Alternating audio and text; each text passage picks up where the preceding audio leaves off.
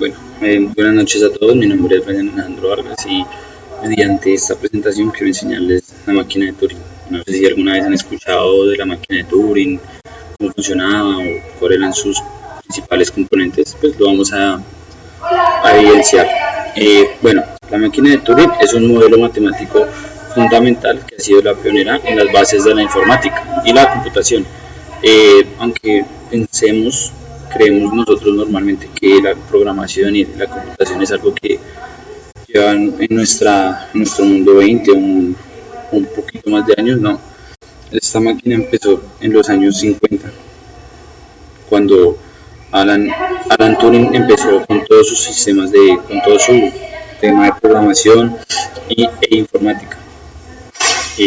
Esta máquina tenía muchos funcionamientos, entre ellos lo que hacía era traducir los lenguajes por los cuales se comunicaban los nazis durante la Segunda Guerra Mundial. ¿Y qué pasaba? ¿Cuál fue como el problema para que se haya inventado esta máquina? Los nazis se comunicaban entre ellos mediante una máquina llamada la Enigma, y la Enigma se usaba mediante un código el cual era muy difícil de descifrar, y para que, digamos, lo pudieran descifrar ellos sin necesidad de una máquina, se tenían que demorar como 20 años para descifrar un solo código, no más. Y ellos, los nazis, cada día a las 12 de la noche cambiaban los códigos. Entonces no había manera de saber cómo iban a actuar los nazis, cuáles iban a hacer sus movimientos, cómo iban a operar. Entonces eso fue un gran problema para la época, porque pues la guerra seguía y había que pararla. Entonces tuvieron que comunicar a un gran grupo de científicos, entre los cuales estaba Alan Turing, para traducir estos símbolos, pero pues ninguno pudo. Entonces Alan Turing decide hacer una máquina, que él ya en su hogar ya estaba haciendo unas, entonces decide hacer una para descifrar los códigos de una forma muy rápida, porque si no les iba a llevar muchos años descifrar uno, cuando al día se pasaban cientos de códigos. De los nazis se comunicaban entre ellos, porque esos códigos que mantenían mensajes cifrados entre ellos mismos, mensajes con las ubicaciones de los submarinos, mensajes con los demás. O sea, esa comunicación era fundamental entre ellos para lograr todo lo que iban a hacer, cómo iban a hacer sus próximos ataques y lograr todo lo que estaban buscando. ¿Qué componentes tenía la máquina? La máquina tenía una cinta infinita y que se dividía en celdas, que se usaba para guardar los datos que se procesaban. Adicional tenía un cabezal de lectura y escritura. Leía y escribía los símbolos de la cinta.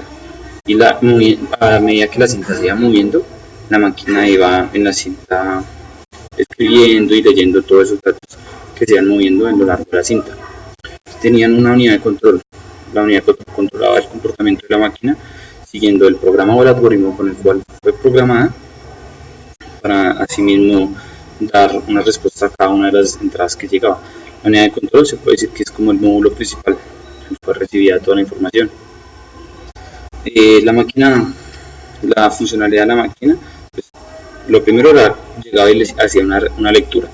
¿Sí? El cabezal leía el símbolo de la cinta, leía el símbolo el cual se mostraba y escribía un nuevo símbolo en la celda actual, dependiendo de los patrones y la programación con la cual iba siendo creada. Y el cabezal se movía a la izquierda o a la derecha, o saltaba a la celda dependiendo del valor que recibía. Él recibía un valor, hacia otro, y pues dependiendo de eso mismo saltaba a la siguiente celda. Contribuciones de la máquina de Turing. Configuraciones de la máquina de Turing. La máquina de Turing, su estado de control actual era la unidad de control con su módulo, y era la que determinaba el próximo movimiento. Como podemos ver en la imagen, se ve una cinta, estaba el tape mover, que era como el rotor que movía las cintas, tenía como unas guías en el cual encajaba la cinta, y a medida que iba girando, pues hacía que la cinta impulsara o se fuera de un lado para otro. Al momento de pasar, la cinta se movía, pasaba por un escáner, el cual escáner tomaba el símbolo y ahí lo transformaba en el control. dependiendo de lo que se comunicaba, la imagen que recibía el escáner ya se lo comunicaba con el módulo y ya era el encargado de transformarlo. Y la posición del cabezal, que es el tail mover, es la ubicación actual de la cinta. ¿Sí? Es muy parecido al tail mover, donde se medía en qué posición se encontraba la cinta. Contribuciones de Turing a la informática. Esta es una imagen especial porque de pronto no sé si las han visto. Este es un artículo que escribió Alan Turing en octubre de 1950 hablando sobre la inteligencia artificial, que para esa época era una idea muy alocada, que pues yo creo que, por no decir que cero, en este documento Alan Turing expresa muchas, ¿cómo decirlo?, como muchas formas que ayudaron a que la inteligencia artificial de hoy la conozcamos como todos la conocemos, ¿sí? Él habla mucho de que cómo las máquinas piensan, ahí como podemos ver, las máquinas pueden pensar, entonces él define como qué es pensamiento, qué es una máquina.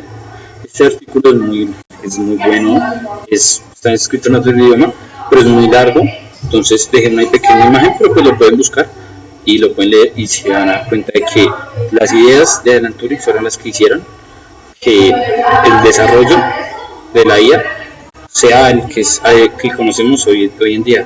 También se creó la teoría de los algoritmos. Turing contribuyó al desarrollo de la teoría de la compatibilidad y los algoritmos mediante sus máquinas que seguían como un algoritmo de sí, no, dependiendo de lo que la entrada que recibía. Si recibe cierta entrada, muéstrame esto, pero si esta entrada tiene esto, póngala de sí.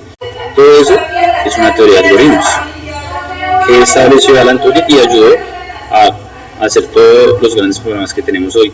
Y la base de su máquina fue la creación de su máquina fue una gran base para que se hayan creado los computadores y las máquinas que tenemos y conocemos hoy en día.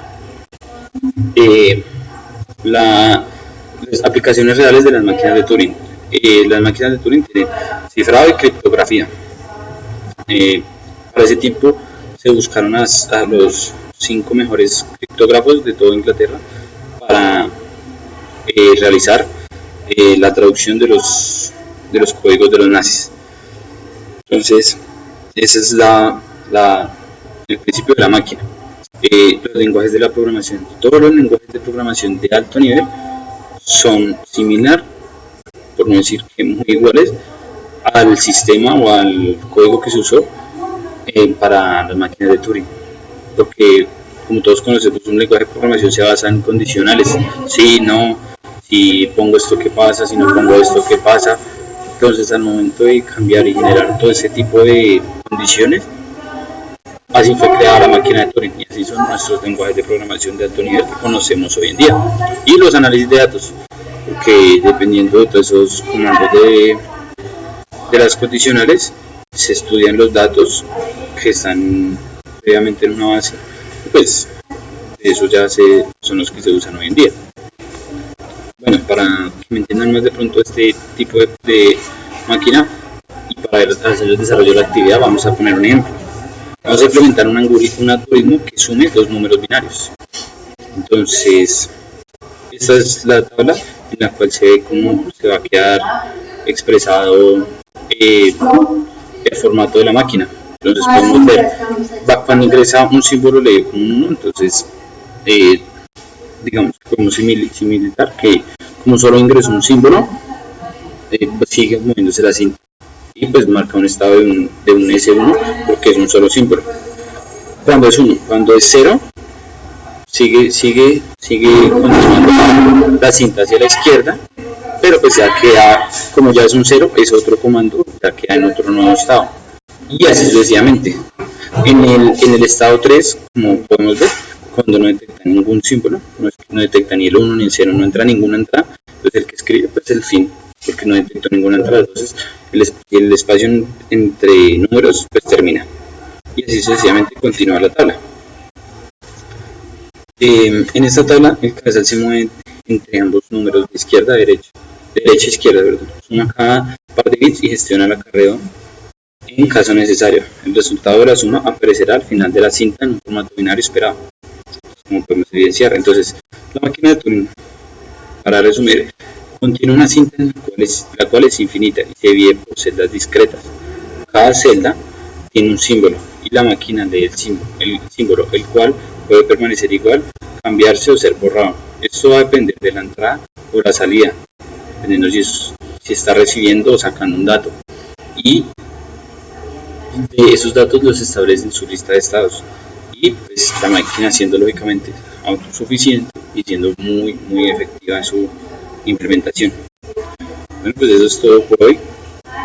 Veo los enlaces para que puedan buscar, puedan evidenciar los artículos que les comenté sobre Alan Turing y la inteligencia artificial, los cuales han transformado el mundo como lo conocemos y que ya tenemos la inteligencia artificial en la mano de todos. Entonces, eso sería todo por hoy. Espero que estén muy bien, tengan una buena noche.